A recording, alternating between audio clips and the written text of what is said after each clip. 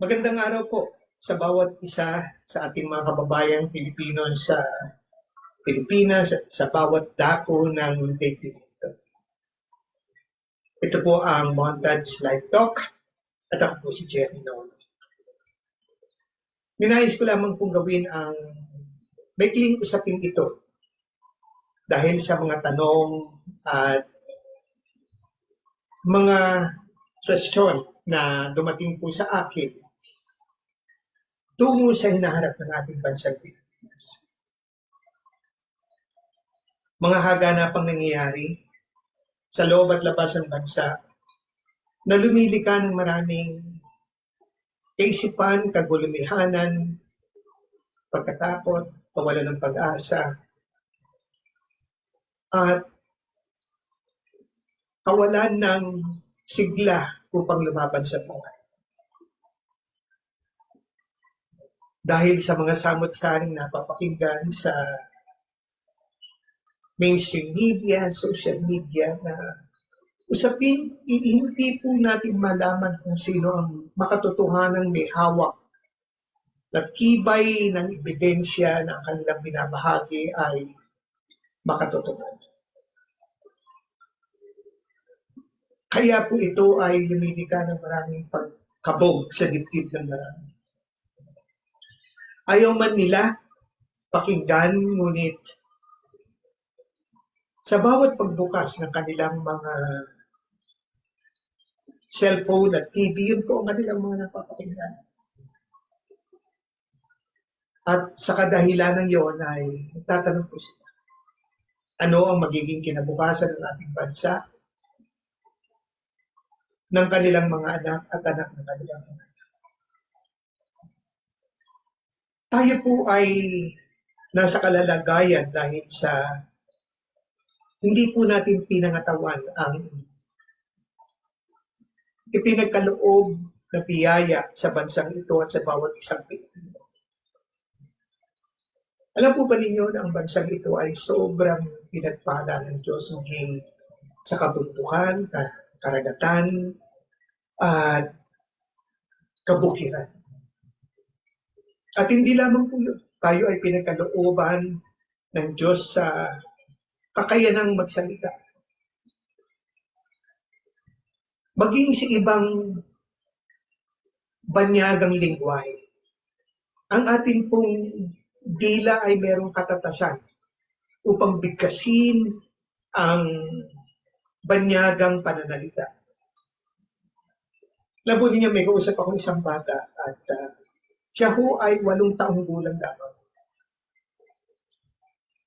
At nung napakinggan ko po yung bata ay napakagaling mag-English.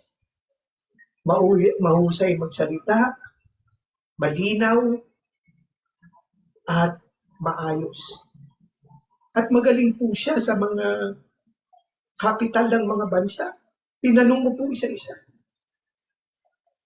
Marahil hindi niya talagang alam lahat, ngunit sa kanyang murang edad, ang kanyang interes ay aralin ang mga pangunahing lungsod ng bansa. Sinubukan ko pong tanungin kung anong capital ng France, tama po sagot niya. Tinanong ko po siya kung ano ang capital ng Netherlands. Ang galing po ng sagot ng bata. Kaya sabi ko sa kanya, mag-aral ka ng gusto. At aralin mo rin ang ibang lingwahe.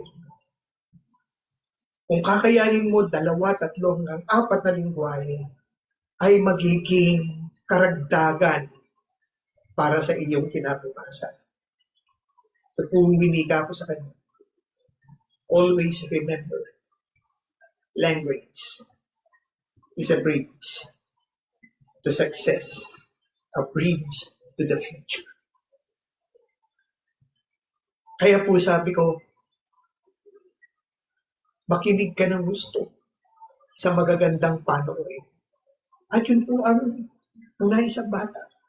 Sabi nga po ng lola sa akin, wala po nagturo sa kanya magsalita ng English. Yaman lamang po mahilig siyang makinig sa mga programa na ang usapin ay magandang usapin. Kaya po yung bata matatas magsalita ng English. At tama po ang kanyang grammar. So, alam ko na hindi siya perfecto, pero kung ipagpapatuloy, lalo pa kung gagaling ang bata. Yan po ang Pilipino. Lagi po natin tatandaan. Among all nations, I believe, only Philippines able to raise up a Filipino like sense. Would learn, if my memory speaks correctly, there are about 37 languages Jose Rizal learned. And out of 37, there are about 23 to 24 languages he excelled in writing, in reading, and speech. Yan po tayo. Tayo po ay hindi mahirap na bansa. Mayaman tayo. Pinalalabas lang natin mahirap upang tayo po ay makakuha ng tulong sa ibang bansa. Malayo po ang bansa ng Pilipinas kumpara sa mga bansa ng Singapore na ngayon ay matayo. Kumpara sa bansa ng Malaysia na ngayon ay matayo. Kumpara sa bansa maging ng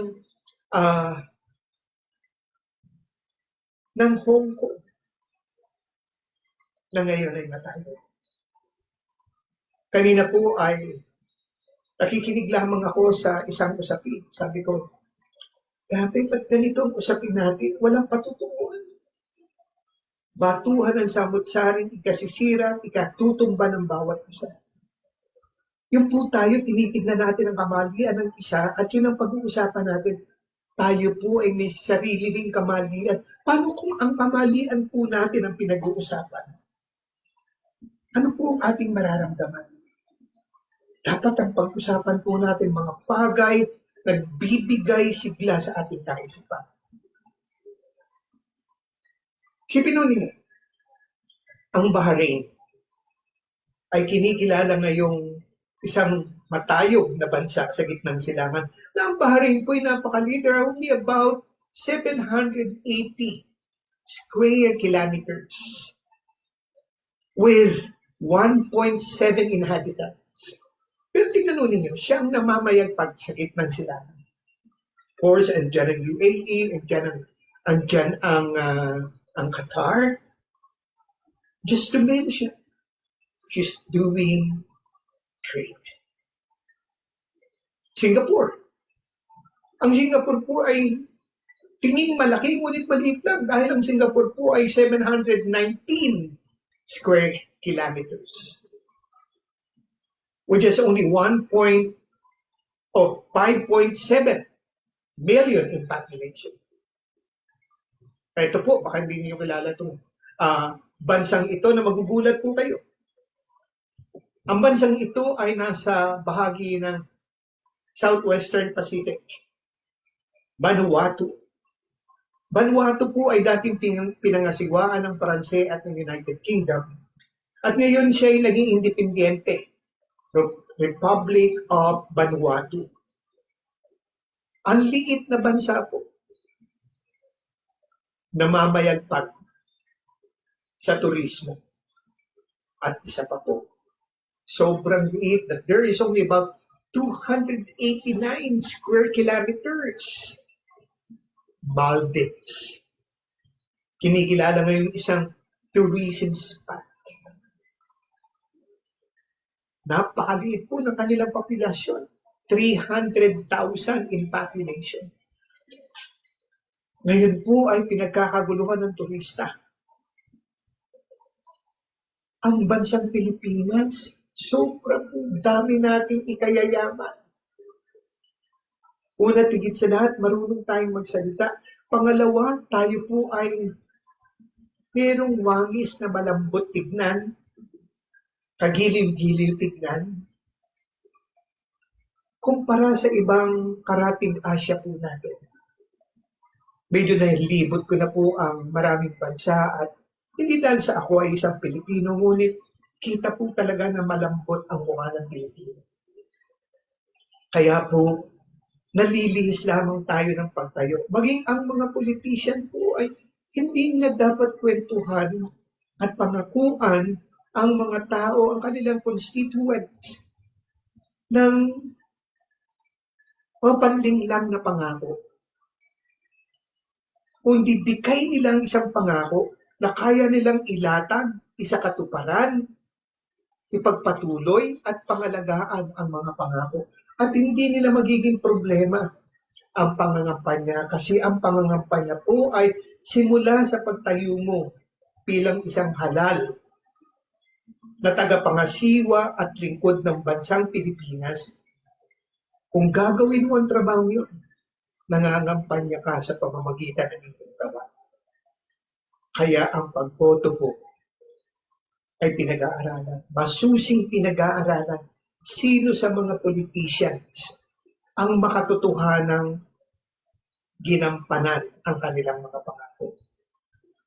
Marami po sa tumugon sa kanilang mga pangako ay hindi mapagsalita. Hindi po mapubliko. Kasi po sila ay talaga naging, yung po ang ating sasaliksikin. Na itaguyod ba nila ang kanilang bayan? Maganda ba ang kanilang bayan? Progreso ba ang kanilang bayan? Hindi sila marahil perfecto, pero majority ng kanilang ginawa ay maayos. So yun po tayo. Ganun po natin isipin. At gawin ang mga bagay. Sa gayon, ang bansang ito ay makatotohanang magbangon hindi lamang para sa ating sariling kapakinabangan, kundi nawa tayo po ay maging tulong sa ating mga karatig bansa sa Asia. Maraming salamat po at nawa ito ay magbigay sigla sa inyong kaisipan at kagalakan sa inyong puso. Muli, ito po si Cherinon from Montana.